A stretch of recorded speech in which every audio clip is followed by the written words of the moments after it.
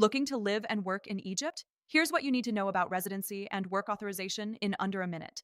If you're planning to stay in Egypt for over 90 days for work, study, or permanent residence, you must apply for a residence visa, valid up to 5 years and renewable. After 10 years of continuous residence, you may be eligible to apply for Egyptian citizenship. To legally work in Egypt, you need both a work permit and a work visa.